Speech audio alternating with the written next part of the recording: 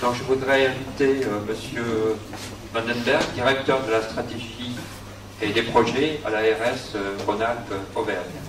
Non, Rhône-Alpes. Rhône-Alpes. Vous allez m'attirer des ennuis, là. Avec un peu de... Pour l'instant, c'est Rhône-Alpes. Voilà. Je vais essayer de vous présenter rapidement l'évolution de ce qui a été fait dans la région. Je voudrais évidemment plutôt parler de l'avenir. C'est ça l'objet de ma dernière diapo à travers la présentation rapide du projet territoire de soins numériques qui a été évoqué tout à l'heure. Mais je pense que pour bien comprendre ce projet, il est utile de faire un rapide retour en arrière. Voilà, donc les choses ont démarré en fait lorsque je suis arrivé à l'agence, personnellement à l'ARH à l'époque. Donc évidemment, ça explique d'ailleurs la manière peut-être dont les choses ont été conduites, puisque jusqu'en 2009, cette agence n'avait compétence que dans le champ hospitalier, ce qui n'est plus le cas de l'ARS aujourd'hui. Alors comment les choses ont démarré? Eh bien, un certain nombre de collègues hospitaliers, dont Philippe Castet, un des principaux porteurs, mais également des gens de Lyon, du Centre Léon Bérard, du réseau de cancérologie, sont venus me trouver en me disant, voilà, il faudrait, si on veut progresser dans la qualité des soins, il faudrait pouvoir plus facilement partager, que les professionnels de santé partagent des données médicales entre eux. Et de manière, je pense, pas du tout fortuite, ce besoin, parce que ça a été redit encore par le dernier intervenant, quand on s'interroge sur l'utilité d'un outil, notamment d'un outil informatique, il faut toujours revenir aux besoins. C'est vrai que si déjà au départ, l'outil qu'on prétend construire ne répond pas à un besoin de ceux qui sont censés l'utiliser, je pense que déjà c'est mal parti. Donc là, le besoin très clairement existait. Pour moi, ce n'est pas du tout un hasard que ce soit né des réseaux, puisqu'on parle beaucoup des parcours de santé aujourd'hui, mais pour moi, la notion de parcours de santé, c'est-à-dire le fait que le système essaye de s'organiser à partir du besoin ressenti par le patient. Elle était déjà présente dans la construction des réseaux. La simple différence aujourd'hui, bon, elle est de taille, c'est que les réseaux OMSES sont construits par monopathologie et ont travaillé sur des files actives de patients identifiés. Aujourd'hui, quand on parle d'une organisation du système de santé en parcours, c'est-à-dire que potentiellement on couvre l'ensemble des besoins de toutes les pathologies chroniques et qu'on le couvre de manière transversale et pas de manière séparée.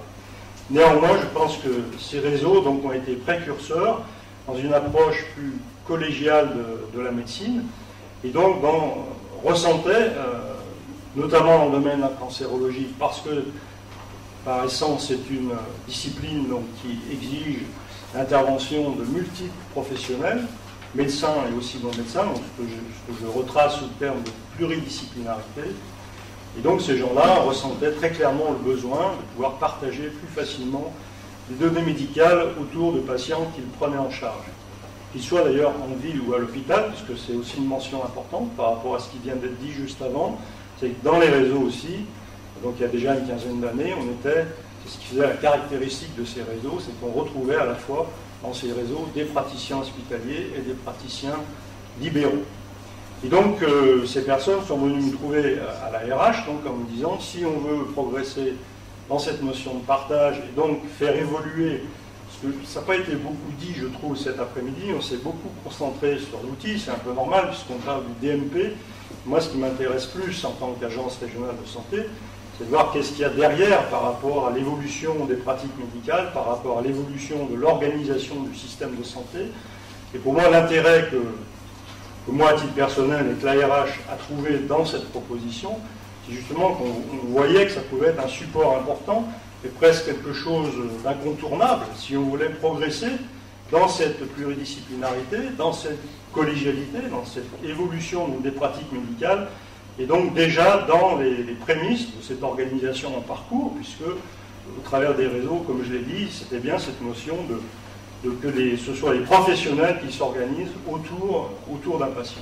Et donc ils m'ont dit, eh bien, il y a une première chose, une espèce de prérequis incontournable, et quand on voit par rapport au sujet DMP que cette question n'est toujours pas réglée, je pense qu'on a quand même bien fait de s'y atteler en Rhône-Alpes et d'en faire un prérequis, une condition préalable. Il faut pouvoir identifier des patients et le faire de manière évidemment totalement fiable pour qu'il n'y ait aucun risque de confusion entre deux patients. Et ça a été donc ce qu'on appelait le STIC, la première brique de notre système régional. Et aujourd'hui, on a quand même, donc vous voyez, ça remonte à 2001, il a fallu à peu près 3 ans pour qu'on y voit clair sur ce système. On a produit une charte d'identification et diffusé une charte d'identification des patients à l'ensemble de la région. Et donc à partir de 2003-2004, on a commencé à ouvrir les tuyaux. Et aujourd'hui, on a quand même 2/3 des Rhône-Alpins, donc ça représente 4 millions de personnes, qui sont identifiées sur notre plateforme. Et à partir de cette identification, donc on a développé 2 systèmes complémentaires. Donc, ce qu'on pourrait appeler un dossier patient, même si c'est très différent du DMP, puisqu'il n'y a pas cette notion de stockage centralisé des données. On est sur un mode réparti. On a un système, grâce à la clé régionale d'identification du patient, on peut rattacher des examens médicaux, enfin des documents médicaux, comme je l'ai dit, de manière fiable à un patient. Et ils sont donc stockés par le producteur de la donnée, et le système de repérage du document permet qu'il circule dans l'ensemble de la région.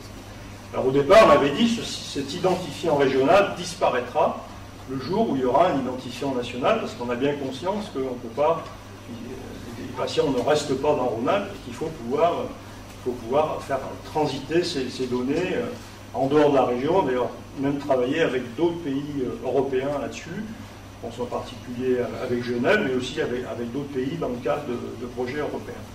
Et bon, force est de constater aujourd'hui que, comme je l'ai dit, ce problème d'identification du patient n'est encore pas résolu. Et puis on avait cette question, notamment vis-à-vis de la médecine libérale, contrairement aux hôpitaux qui ont des SIH, souvent les praticiens n'ont pas de service informatique, évidemment.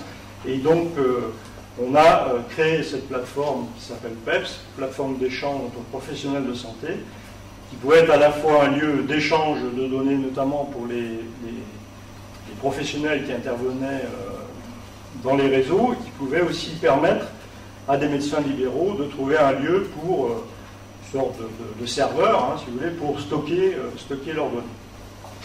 Et puis on a greffé, mais ce n'est pas le sujet de cet après-midi, pour ça j'ai mentionné le plus connu, Trajectoire, qui est devenu un outil national aujourd'hui, puisqu'il est utilisé par la très grande majorité des régions, donc qui est un outil de gestion des flux, j'y reviendrai tout à l'heure. Tout ça pour dire qu'on a, si vous voulez, ce qu'on a appelé dans le schéma régional d'organisation sanitaire une sorte d'arête centrale, hein, qui est donc le système d'identification, le dossier patient et la plateforme d'échange, et autour on a greffé un certain nombre de services, que ce qui nous a toujours animés, c'est d'essayer de rendre service aux professionnels de santé, c'est-à-dire d'être à l'écoute des besoins des usages. Trajectoire, très clairement, a répondu à une problématique, c'est vrai, qui était d'abord hospitalière, notamment les services d'urgence, qui avaient de la difficulté à placer leurs patients dans les établissements de suite, et on a essayé à travers cet outil de répondre à ce besoin. C'est toujours ce qui nous a guidés et animés dans nos réflexions. Donc voilà, tout ça c'est la période 2004-2009. Donc 2004, on identifie les patients, et donc pendant ces 5 années, eh bien, la plateforme a grossi en volume. Hein, c'est les chiffres que je vous ai cités, donc 4 millions de patients identifiés. La moitié d'entre eux ont des dossiers très alimentés. Hein, on a effectivement le problème, comme ça a été mentionné par M. Lécher, notamment pour des patients chroniques, au bout de 6 mois, vous avez déjà un volume de données très très considérable, et effectivement la question des synthèses est déterminante pour un bon usage de ces données. Et puis on s'est posé à partir de 2009. 2009, c'est pas complètement un hasard, c'est la création des agences régionales de santé. Donc nous, agences, notre champ s'est beaucoup étendu. Notamment, on a commencé à avoir quelques compétences dans le champ ambulatoire, avec notamment la responsabilité qu'on a de mettre en place un schéma d'organisation de médecine ambulatoire, même s'il n'est pas opposable, et puis surtout un élargissement de notre champ de compétences, en particulier au champ médico-social et aussi à la prévention. Et puis parallèlement, au niveau du CISRA, du GCS, on voyait bien qu'en termes d'usage, c'est quand même toujours ça qui nous a préoccupés. Comme je vous l'ai dit, on a toujours voulu faire des outils utiles pour les professionnels. Et donc on voyait bien que, notamment au niveau du DPPR, le nombre de connexions progressait, mais de manière quand même relativement lente. Donc c'est pour ça que s'est posé la question des usages. On s'est réellement interrogé sur pourquoi cet outil n'est pas plus utilisé par les professionnels. Le deuxième type de question qu'on s'est posé, c'est la place des usagers dans le système, puisque c'est vrai, ça a été un des choix délibérés de la politique de Rhône-Alpes.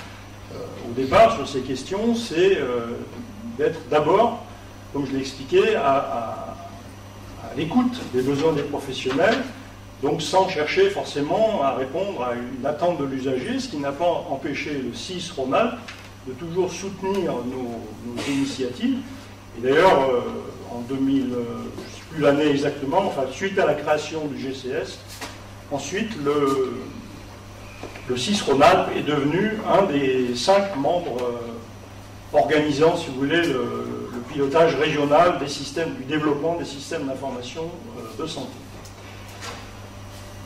Alors, à partir de cette année-là, vous allez le voir, on a fait évoluer donc, notre réflexion. Philippe en a un petit peu parlé tout à l'heure, où il nous a semblé finalement, avec le recul donc, de ces 2001-2009, c'est quand même 8 années, questionnement donc, sur la faiblesse du nombre de connexions, on s'est dit finalement, est-ce qu'on ne s'est pas trompé d'objet central en mettant le dossier au centre de la problématique? Parce que finalement, le dossier en lui-même n'a pas de valeur. Ce qui produit de la valeur, enfin je le dis peut-être plus facilement aujourd'hui avec le recul qu'on a, et semble-t-il, ce qui produit de la valeur, c'est plutôt la circulation de la donnée et le fait qu'elle soit échangée et partagée. Et plus on l'échange entre un grand nombre de professionnels, et plus, je pense, on augmente la valeur. Donc, en partant de cette réflexion, on s'est dit que l'outil finalement à développer, il a été mentionné déjà plusieurs fois, c'est pas tellement le DPPR, même si ça reste, je dirais, une valeur sûre, parce que c'est un lieu un réceptacle de données. Ponctuellement, d'ailleurs, certains professionnels l'utilisent quand ils ont besoin de faire si vous voulez, un zoom rétroactif sur le parcours d'un patient, c'est extrêmement utile pour eux. Et ça, ils vont le faire peut-être une fois dans la journée, une fois dans la semaine, enfin, ça dépend de leur pratique. Mais au quotidien, ce qui importe, c'est la circulation, et notamment l'échange, c'est bien dit par le précédent intervenant, c'est l'échange, il fait encore beaucoup défaut aujourd'hui, entre la ville et l'hôpital. Et donc Zepra a vraiment été conçu pour ça, zéro papier en Rhône-Alpes, c'est quelque chose qu'on a lancé en 2008. Et dès que Zepra, malgré les limites qui ont été signalées par certains et qui sont réelles aujourd'hui, je parle des limites techniques, et qui pour l'essentiel ne dépendent pas de nous, c'est-à-dire que c'est la contrainte de la carte CPS qui rend l'usage de Zepra compliqué. Et puis on est en train de travailler donc, avec les médecins libéraux eux-mêmes. Donc il y a 2 groupes qui ont été constitués à partir de l'URPS médecins. On a essayé de partir des différentes formes d'organisation des cabinets pour essayer d'adapter l'outil, quelle que soit l'organisation du cabinet. Et ce qu'on vise effectivement, je crois que ça a été dit par M. Deschers, c'est que assez vite, quand un document part, eh bien, il arrive directement dans l'ordinateur du médecin traitant, et ce médecin traitant peut le ranger directement dans son dossier patient sans manipulation. Et donc, comme je l'explique, bien que donc, pour l'instant l'outil soit encore perfectible, donc on pense que normalement en début d'année prochaine on aura la version améliorée donc, de l'outil. Malgré ça, on a assisté à partir de 2009-2010 à une explosion des connexions sans qu'on ait fait un accompagnement du changement particulier auprès des médecins. Je dirais qu'il s'est fait naturellement. Et là, on a de manière ciblée sur des territoires, je pense notamment à la Haute-Savoie, où on a fait un travail d'accompagnement particulier. Là, on a vu que le nombre de connexions progressait encore de manière beaucoup plus rapide, puisque dans ce territoire-là, par exemple, on observe que les messages qui transitent par Zepra sont ouverts par les médecins libéraux à plus de 80%, ce qui veut bien dire que s'ils le font, il n'y a rien qui les oblige à le faire. Donc s'ils le font, c'est que probablement ça leur sert à quelque chose. Donc comme j'expliquais, tout ça malgré les contraintes liées à l'outil et qui sont pour l'essentiel pas de notre fait. Voilà, alors du côté des usagers, puisque c'était les 2 questions que nous nous sommes posées, comme je l'indiquais, ce questionnement il est lié à la fois à l'élargissement des compétences de l'agence, au fait que, s'intéressant par exemple au médico-social, on change un peu de domaine, puisque ce qui est le propre du domaine sanitaire, c'est que l'usager, pour l'essentiel, n'est pas le payeur. Le payeur est l'assurance maladie. Dans le domaine médico-social, c'est tout à fait différent, puisque on s'est intéressé dans un premier temps aux EHPAD, donc au domaine médico-social des personnes âgées. Dans ce cas-là, le principal payeur, ça reste l'usager ou sa famille. Donc, déjà, pour ce simple élément-là, je dirais l'usager devient un acteur beaucoup plus incontournable. Et à mon sens, alors là je me projette dans l'actualité et dans le futur, puisqu'on parle aujourd'hui d'organiser le système de santé en parcours, il est clair pour nous au niveau de l'agence que le bon parcours ne peut pas exister sans l'usager. On appuie là-dessus pour dire ça, dans le cas de la préparation sur le territoire de soins numériques.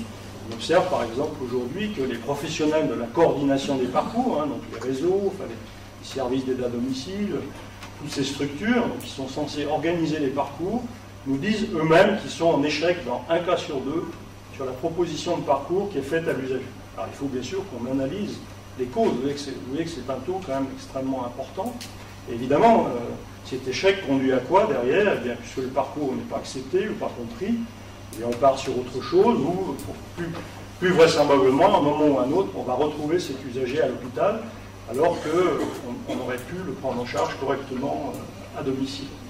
Donc dans la mesure où on parle de ce principe-là qu'il n'y a pas de bon parcours sans l'usager, ça veut dire qu'il faut développer des outils de parcours, ce qui est nouveau pour nous, depuis 3-4 ans, à commencer donc avec trajectoire médico-sociale. Il faut que ces outils de parcours soient accessibles aux usagers.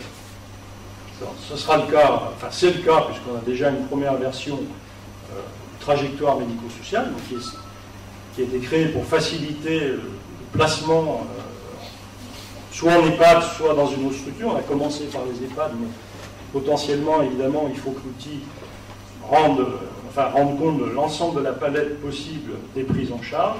Et donc, il faut que cet outil soit accessible à la fois à l'usager, mais aussi à son médecin traitant, puisqu'on le sait, la ministre l'a rappelé, le premier pivot de la coordination du parcours, ça reste le médecin traitant. Je reprendrai le chiffre qui a été cité par Claude Lécher sur le nombre de patients qui sont vus par les médecins généralistes. Voilà, donc cet outil est en plein développement. Sur médico-social, on travaille déjà avec plusieurs régions. D'autres régions nous ont même demandé d'avancer plus vite sur une trajectoire pour les handicapés.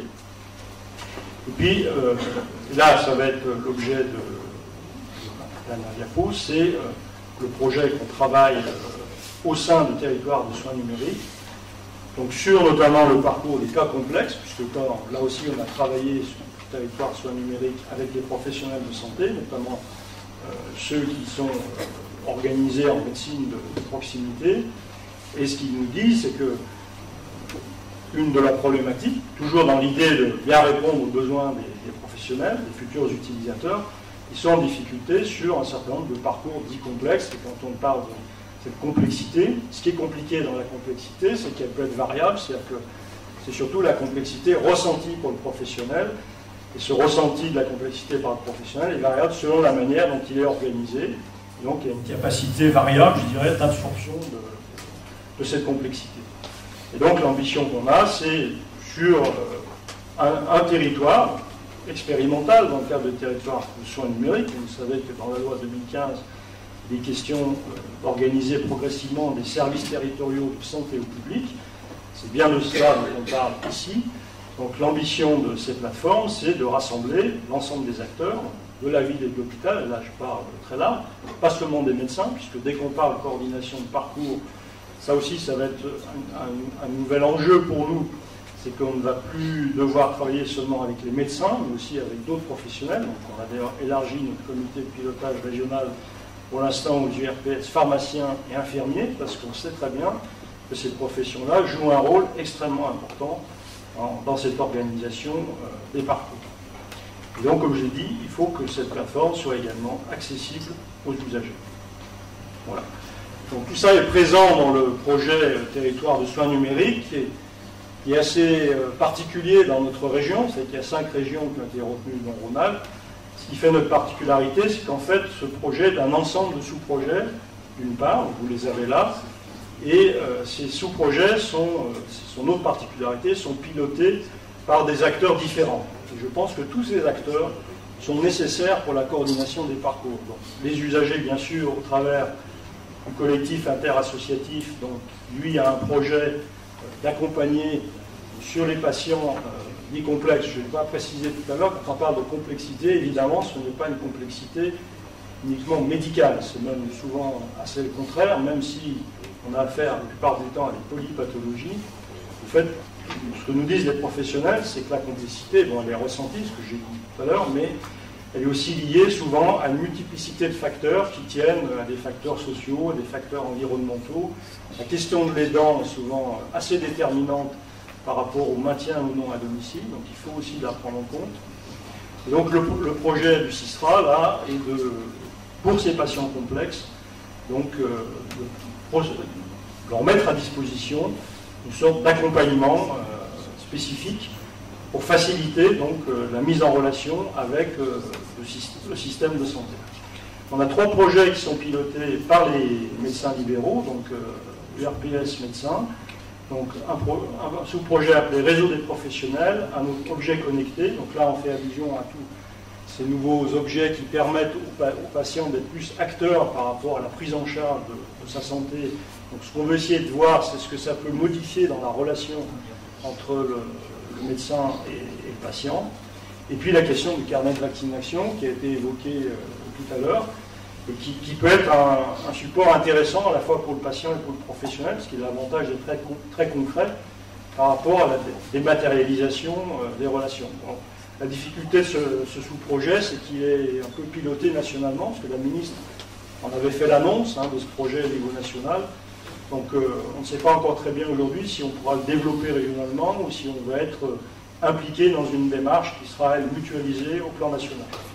On a évidemment le GCS ISRA qui est très impliqué, on devrait profiter de ce projet pour réaménager tous les outils et donc faciliter leur utilisation. J'ai parlé, un des projets phares par rapport à ça, c'est ZEPRA dont j'ai parlé tout à l'heure, donc la version actualisée de ZEPRA, car pour nous, ZEPRA est évidemment la base de TSN. C'est-à-dire pour nous, TSN, c'est pas quelque chose qu'on rajoute comme ça parce qu'il y a des crédits à ramasser au niveau national.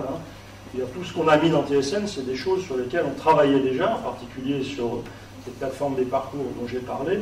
Simplement, TSN devrait nous donner le moyen d'aller plus vite sur une période donnée et puis d'avoir une expérimentation qui sera connue et évaluée au niveau national.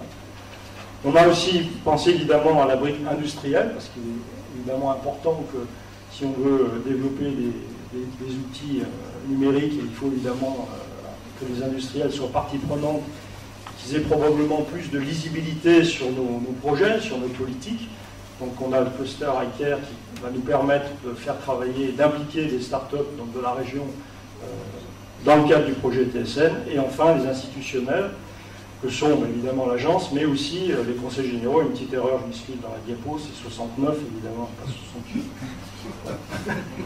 Et en fait, plus que CG69, c'est probablement la métropole, puisque vous savez, à partir de 2015, en tout cas sur la zone que nous avons définie, qui va de Lyon-Est jusqu'à Bourgoin, c'est plutôt la métropole que le CG69, une nouvelle formule, qui va être impliquée. Et donc là, on a notamment sur le département de l'Isère un projet très intéressant, qui est assez complémentaire de ce qu'on veut faire, qui s'appelle Autonomadom, et qui est de proposer à des patients qui sont en perte d'autonomie à leur domicile un bouquet de services.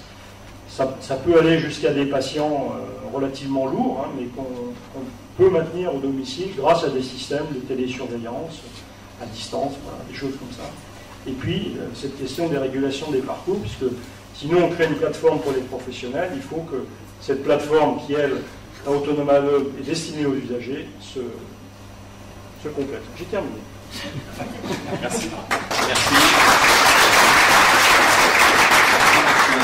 Vandenberg.